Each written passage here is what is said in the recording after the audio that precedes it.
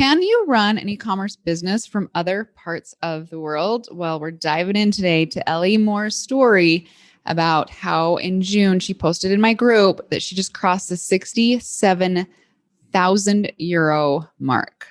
Dive in. We're talking all things e-commerce out of the United States. Let's go.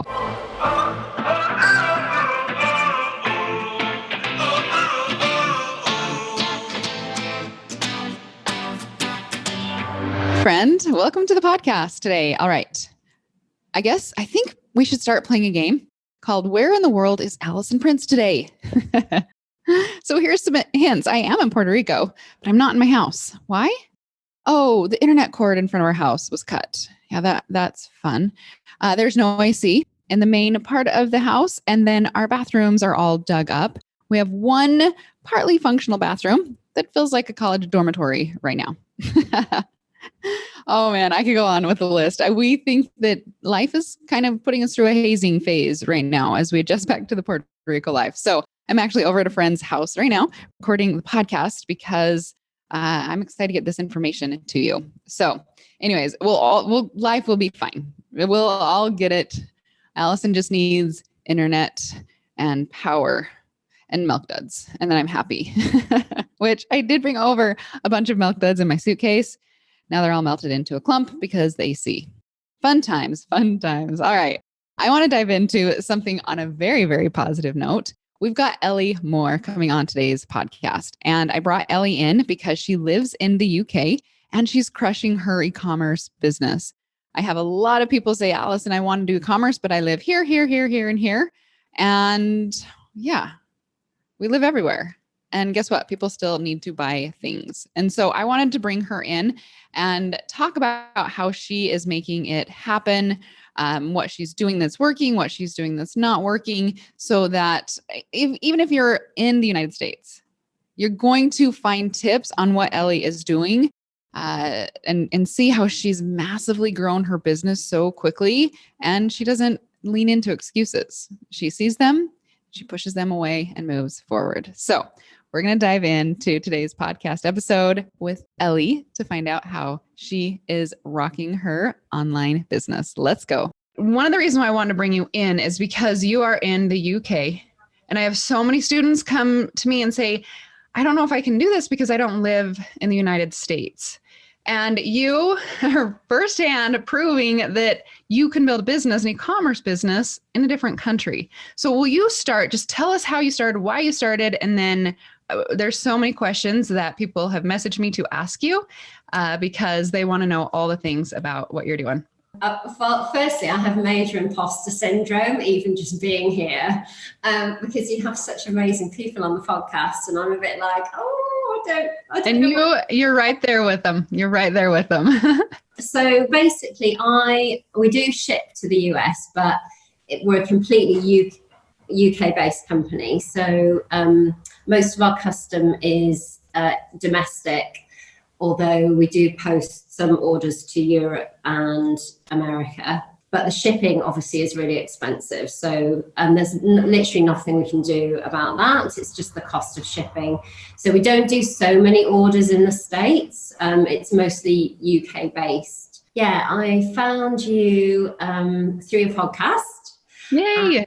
I think I messaged you on Instagram and said, I'm interested in the course, but I don't know whether it'll translate, to the UK, which I'm sure other people have asked as well. Mm-hmm. And you got back to me really sweetly and said, obviously some things aren't the same. So like the legal setup and that kind of thing, and the deal sites that you talk about, like Brad's deals and Jane, and that we have none of this. Like it's completely different here.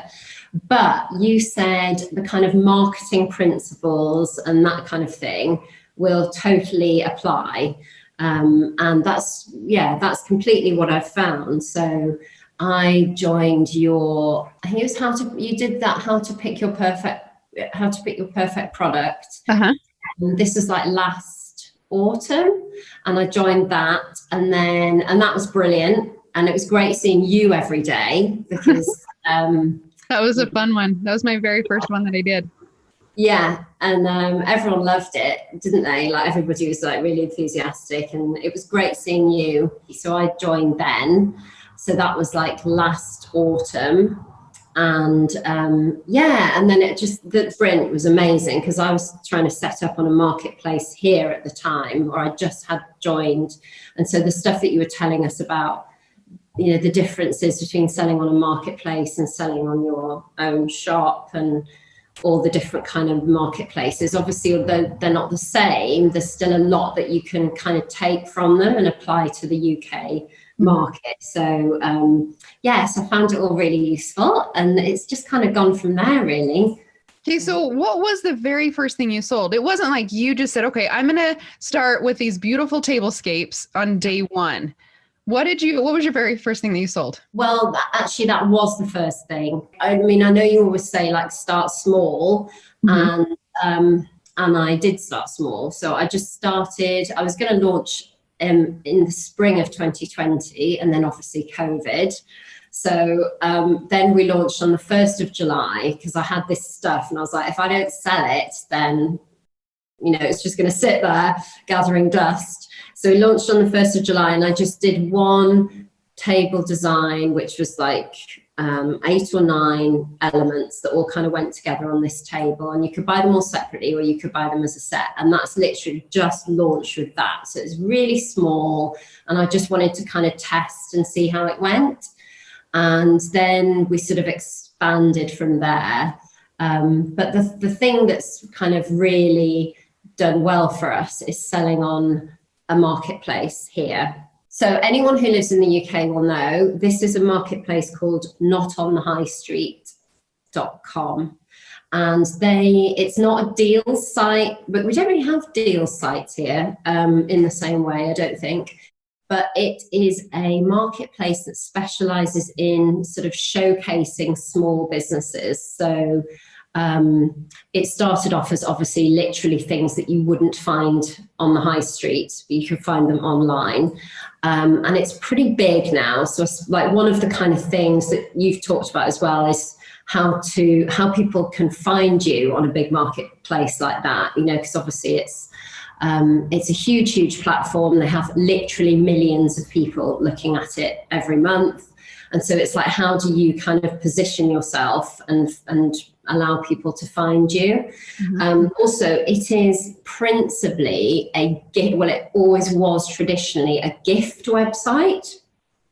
So they're trying to kind of branch out into like own self-purchase and stuff, which is really interesting because I'm one of the sellers on there who does kind of home decor, and it's more kind of self-purchase stuff. So they're quite keen to promote me along with, you know, various other people, which is great, fine by me. But also for gifting, like we've managed to pivot, or not really pivot, but just kind of adapt quite a lot of our products for gifting.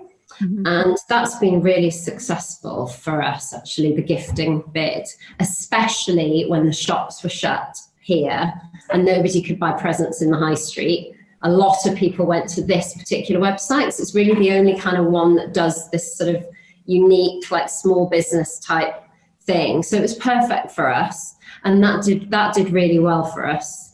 Yeah. Oh my gosh, that's so fun. I love that you're like, okay, I'm going to take this part, the whole marketing and how to get the product out there.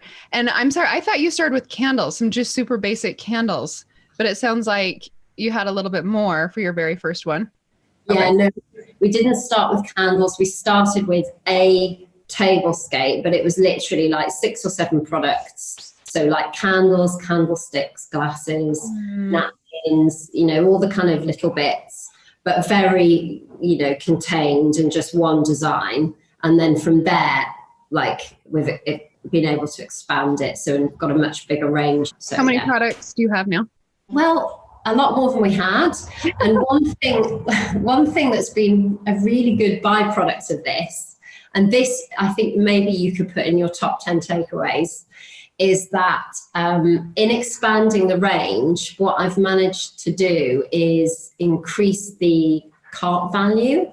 So I feel like when people log on to a website that they're not that familiar with and there's not that many products on there, even if they're really nice products, you kind of think, oh, it's like a small business. Isn't that sweet? Isn't that lovely? Mm-hmm. And you might buy like something, but you wouldn't necessarily get really excited about like everything that's on there in the range because it's obviously quite limited. Mm-hmm. So I thought if I, use the money that I've made and put it back in and expand the range, people become, if it's to their taste, I feel like people become like a kid in a candy store and they're like, ooh, this is great, look at all this stuff. And they don't want to check out with just one thing because it's like a waste of the shipping cost, right? Mm-hmm. So it's like, oh, well, while I'm here, I'll put that in as well. And oh, God, actually, maybe I'll have that because then I can get it all in there. And we do free shipping over £50 domestic. So I feel like it's certainly helped push people over that £50 mark. And I feel like our cart values have increased as the range has increased. So that's been quite interesting. I definitely agree that you have to start small and obviously test. And I'm still totally in that testing zone. Like I still feel, we're just testing all the time. We've only been going for 1 year and that's been a COVID year. So it's like, I don't even know what's going to happen. Like, I don't know what lessons I can really learn. So everything's testing all the time. And just so you know, it never goes away. You'll really? Always test. Yeah. Because the new products, you're like, oh, okay, does this work together? And does this work together? And then does this need to go on the top of my page or on the bottom of my page? Like, that's what's so fun about e-commerce is you're constantly testing, but you're also constantly making money by doing these tests. Like, I love how this whole concept works. Okay, so let's keep talking about it. Like, you said, okay, I'm going to set up a business. I'm going to try maybe to ship to the US, maybe to some European countries. You realize the shipping is, it is what it is. Like, we can't go and change the shipping. Have you ever thought about fulfillment centers in different countries to fulfill for you? I have thought about it.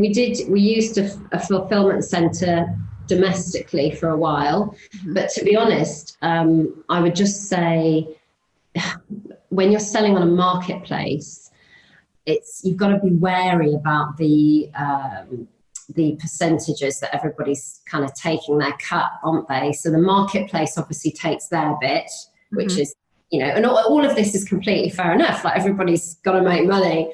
But then so we were using fulfillment center for our best seller, which was happening through a marketplace. So the marketplace was taking their cut, and then the fulfillment center was taking their cut.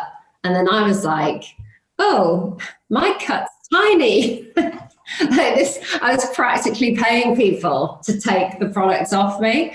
So at which point I was like, no. And I have a small business bestie who I chat to every week. She has a small business online. And I think the Facebook group is great. Like, don't get me wrong, the Facebook group is great. But if you have a friend, for sure. Yeah. If you have a friend who's a small business, and we leave each other voice notes on WhatsApp, which is like my favorite way of communicating. My sister finds it so annoying, but I love it because I don't have time to text. So I'm just like stream of consciousness. So we leave each other these messages once a week, and we update each other on how sales have been going. And we kind of say, how's this work for you? How's that work for you? And we give each other bits of advice. She's been amazing to me. And she said to me, when I told her about the percentage I was making, she was like, Ellie, come on. She's like, you are not running a charity here. So I was like, tell her yes. Yeah, I'm so glad she told you that. I know. She was like, profit is king. Like, sort this out.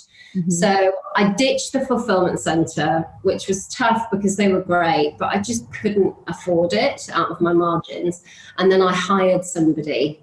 And so now I have an assistant who comes in, helps me pack. She's amazing. And I'm getting back a lot more of that margin that we were losing. It wasn't sustainable. So I'm a bit wary about fulfillment centers. I'm wary about getting stung. I feel like you need to be bigger to do a fulfillment center. Do you think? Well, you basically created your own fulfillment center by hiring I'm just so glad that you're not the one that's actually packing it.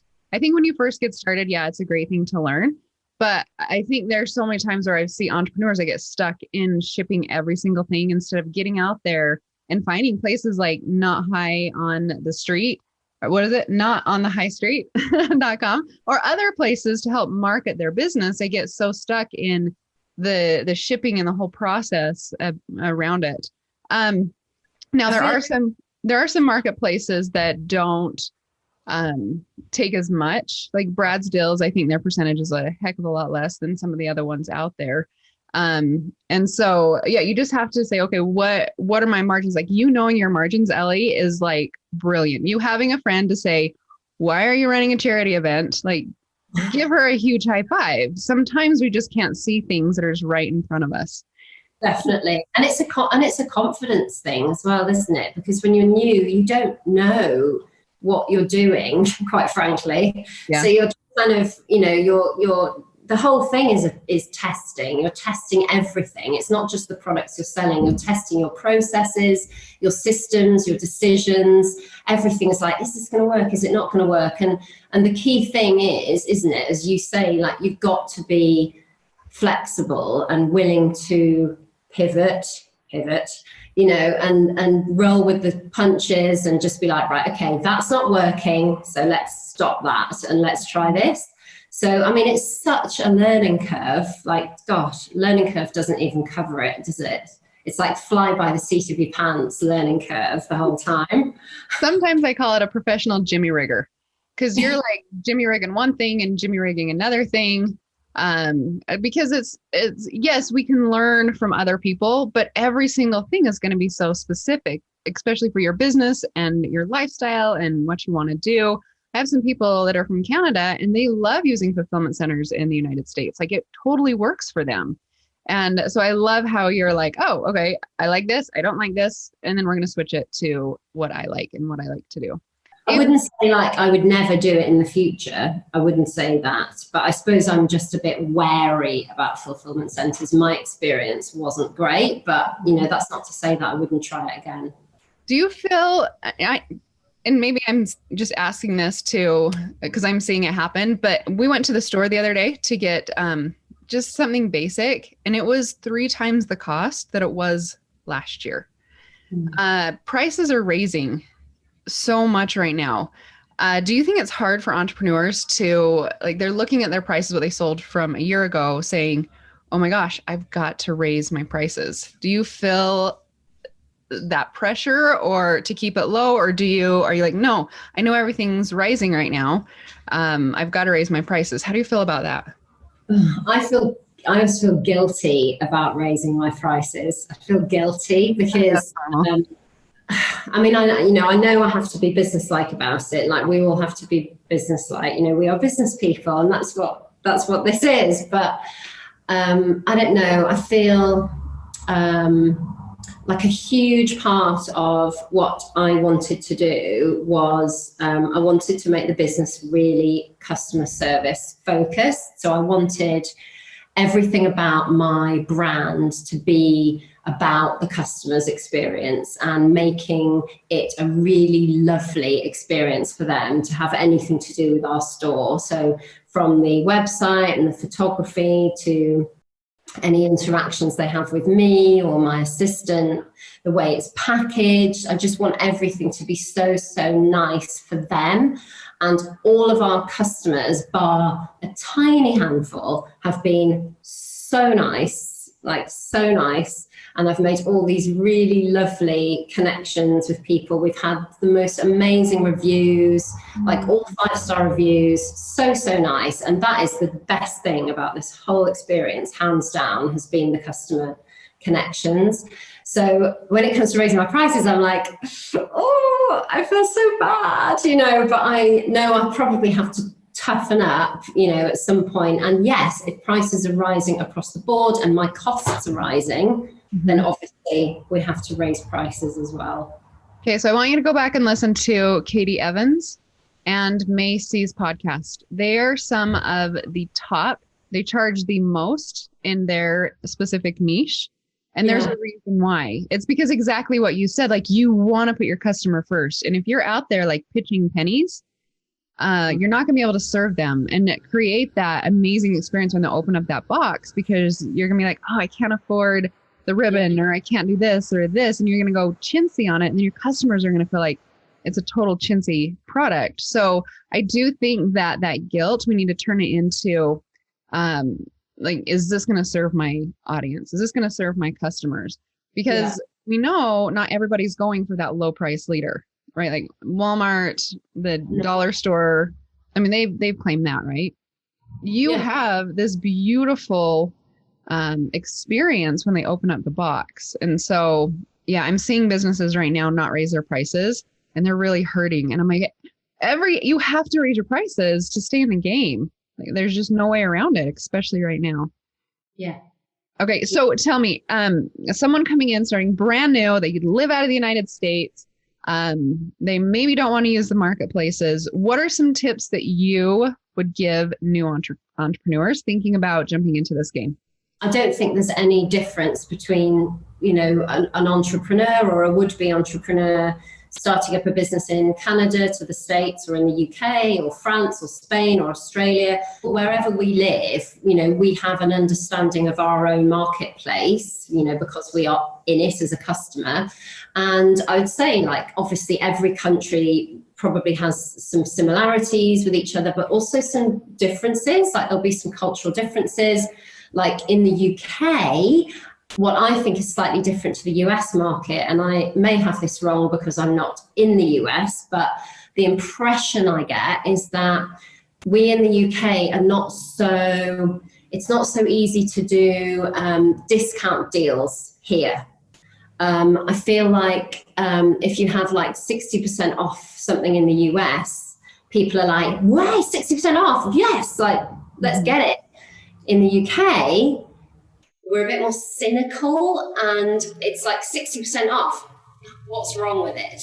You know, that's the kind of attitude.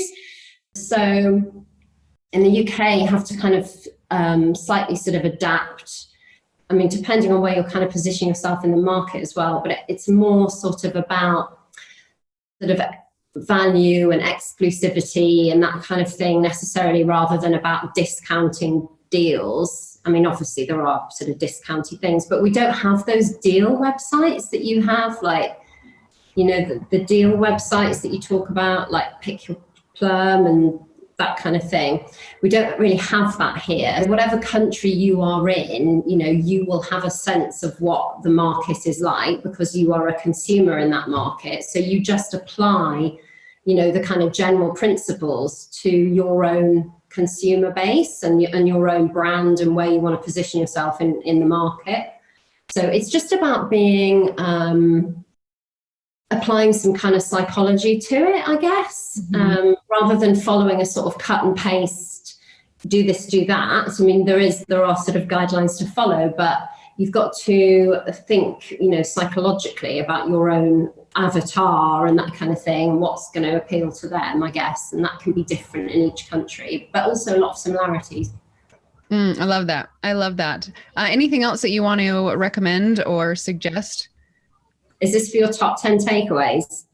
Well, I got a few already that I've written down. I have some more. I love it. Good. Keep them coming. Keep them coming.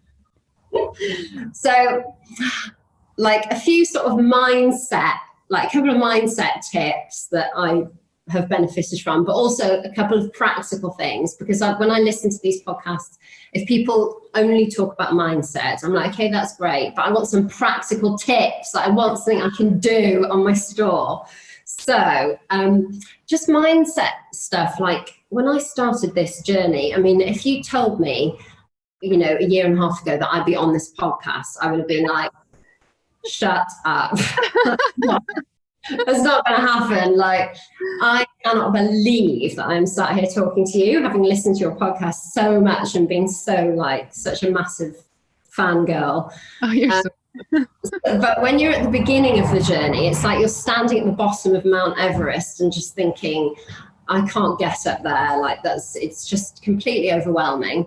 So a couple of pieces of advice that I'm pretty sure you have said, and also heard from other people is when you're starting at the very, very beginning, just take small steps every day to get to your goal. Just a little, even if it's just a phone call or Google something or talk to a business friend or buy a sample or just something small every day. And then gradually that will build and build and build. And you'll look behind you and think, look how far I've come, you know, in a month.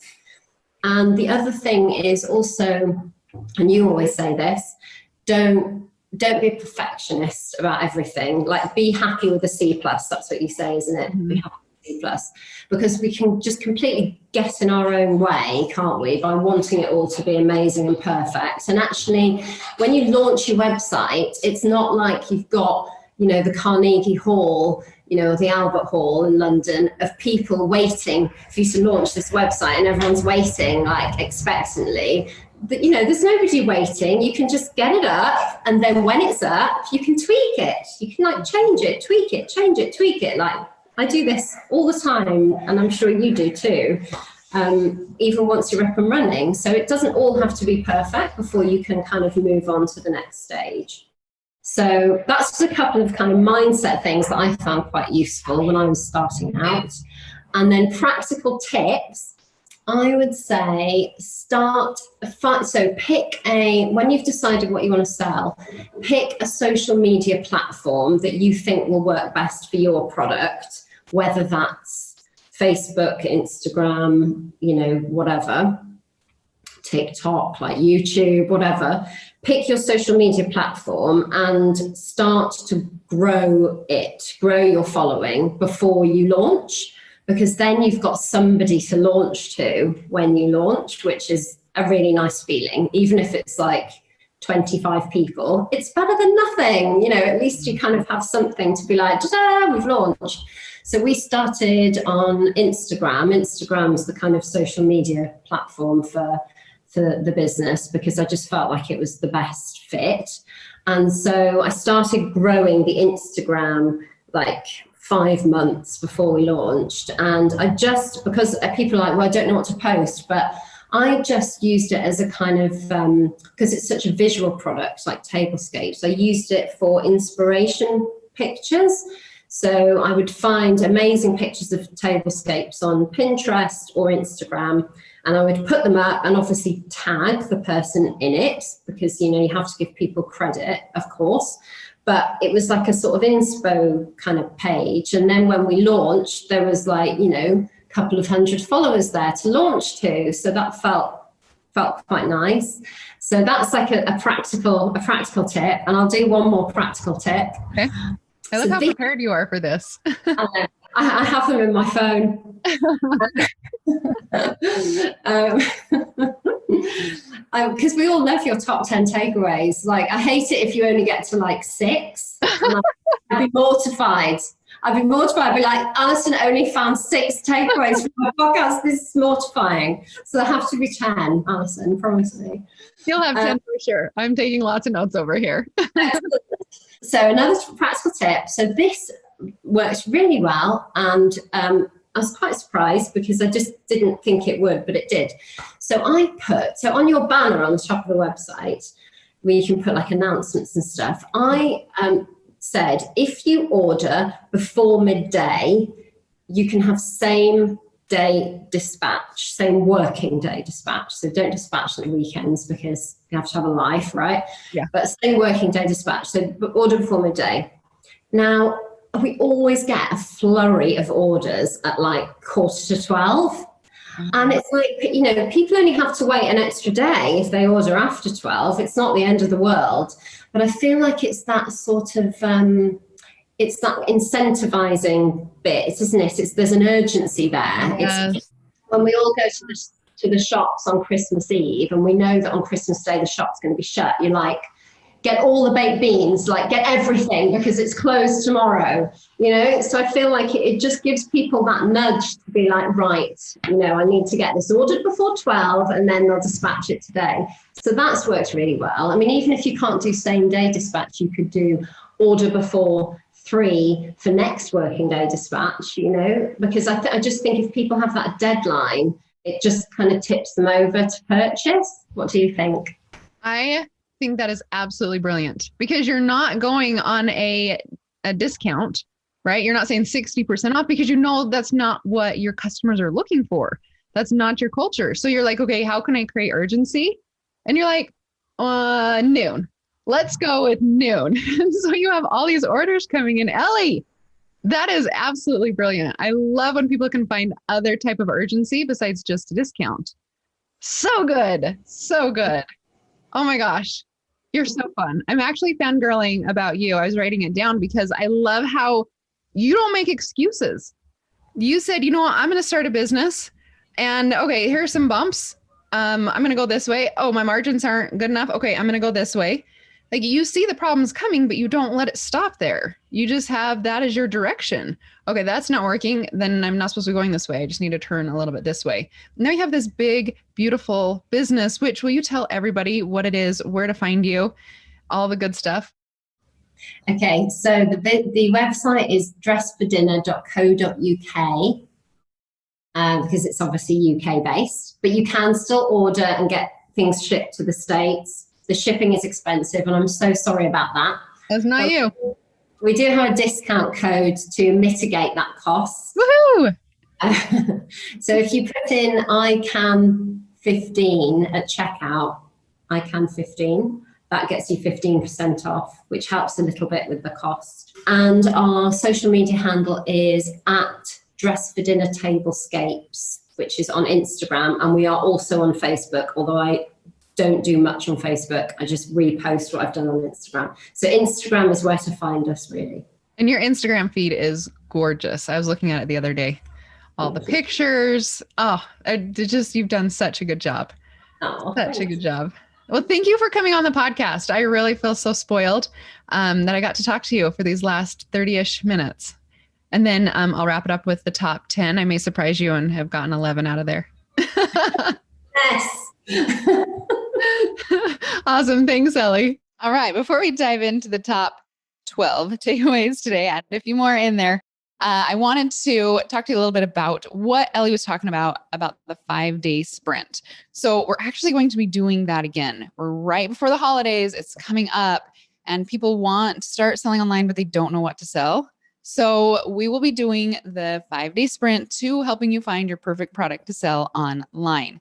And then after that, we do open up something called the Marketplace Intensive, and we invite people in.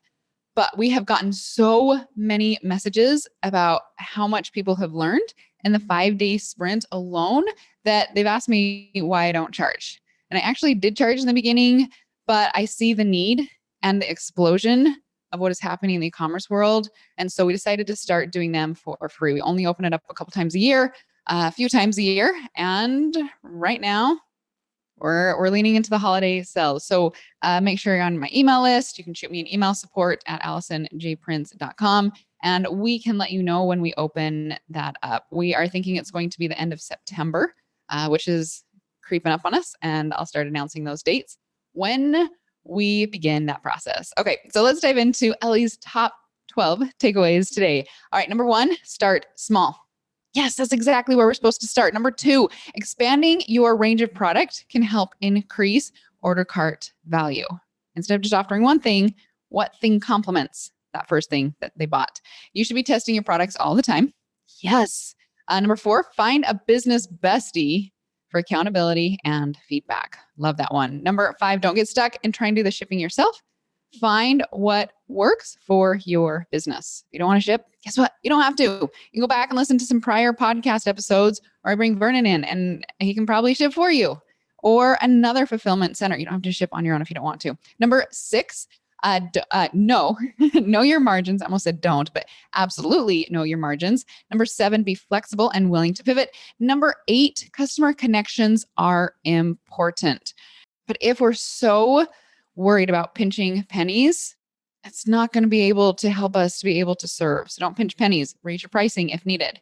Number 9, do something small for your business each day.